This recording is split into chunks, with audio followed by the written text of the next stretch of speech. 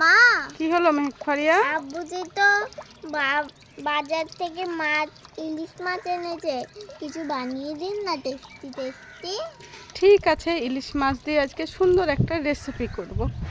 ইলিশ মাছগুলো কতটা সুন্দর দেখো মেহেকফারিয়া, খুবই সুন্দর।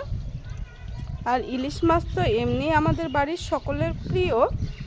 এই দেখুন, ইলিশ মাছটা পরিষ্কার করে কেটে ফেলি। মাছটাকে এইভাবে মাছের আঁশগুলো তুলে নেব।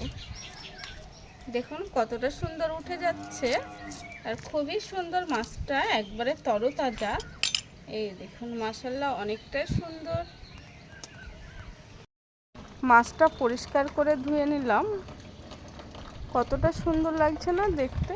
এই দেখুন, জন্য আমি এখানে সর্ষে, কাঁচা লঙ্কা আর লবণ একসঙ্গে বেটে নেব, তাহলে কালো সর্ষের যে একটা তিতো ভাব থাকে সেই ভাবটা থাকবে না। বেটে নেব। পরিমাণ মতো হলুদ গুঁড়ো দিয়ে দেবো, লঙ্কার গুঁড়ো, ধনিয়া গুঁড়ো, লবণ, রেখেছিলাম বাটা জিরে। ভালো করে মাখিয়ে নেব। ভালো করে মাখিয়ে নিয়ে কিছুক্ষণ আমি রেখে দেব। এদিকে কড়াই গরম করতে দিয়েছি। কড়াইয়ে সরিষার তেল দেওয়ার পর আমি কালো জিরে দিয়ে দেব। পেঁয়াজ কুচি, অনেকে পেঁয়াজ কুচি দেয় না ইলিশ মাছে, কিন্তু আমার পেঁয়াজ কুচি না দিলে ভালো লাগে না, তাই আমি পেঁয়াজ কুচি দিয়ে দিলাম। আপনারা দিতে চাইলে দেবেন, না হলে না দেবেন। পেঁয়াজটা লাল লাল করে ভেজে নিয়েছি।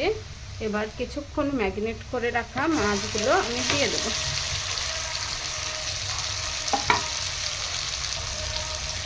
মাছগুলো দিয়ে দেওয়ার পর ভালো করে আমি কষিয়ে নেব। ইলিশ মাছ আপনারা কারা কীভাবে রান্না করেন অবশ্যই কমেন্টে জানাবেন। এইভাবেই আমি ইলিশ মাছটা রান্না করি। এই দেখুন, ভালো করে কষিয়ে নেব। যতক্ষণ না তেল ছেড়ে দেবে ততক্ষণ আমি কষিয়ে নেব মাছটা।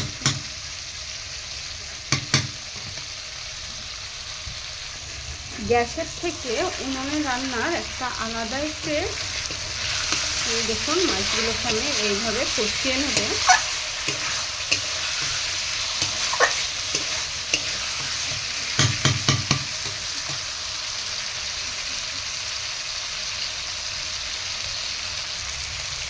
মাছগুলোকে ভালো করে কষিয়ে নেওয়ার পর আমি পরিমাণ মতো জল দিয়ে দেব।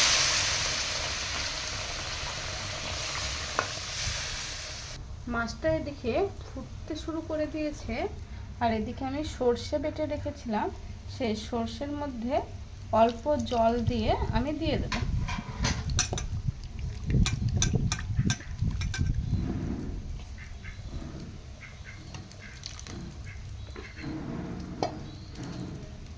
সর্ষেটা আপনারা চাইলে আউজিয়ে দিতে পারেন, কিন্তু আমার এইভাবে দিলে বেশি ভালো লাগে, সেই জন্য আমি এইভাবে গুলিয়ে নিয়ে দিয়ে দিলাম মাছের মধ্যে।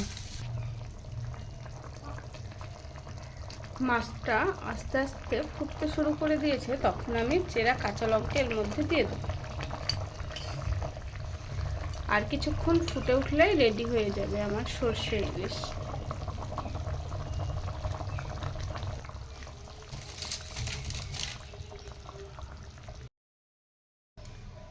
মাছটা আমার রেডি হয়ে গিয়েছে, ফুটে আস্তে আস্তে ফুটছে। এবার আমি নামিয়ে ফেলবো। কি হলো? খুব তো সরষে ইলিশের গন্ধ করছে বাড়িময়। হয়ে গেছে আপনার সরষে ইলিশ? হ্যাঁ, এই দেখো না, আমার সরষে ইলিশ রেডি হয়ে গিয়েছে। কতটা সুন্দর কালার হয়েছে দেখো। হ্যাঁ তো, এই দেখো কত সুন্দর হয়েছে সরষে ইলিশটা। এবার নামিয়ে ফেলবো।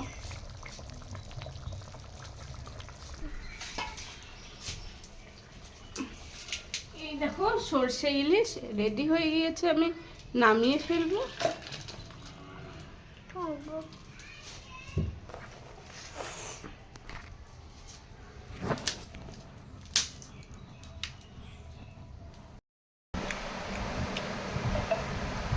ভালো হয়েছে গো? ভালো। না, তাহলে এইখান থেকে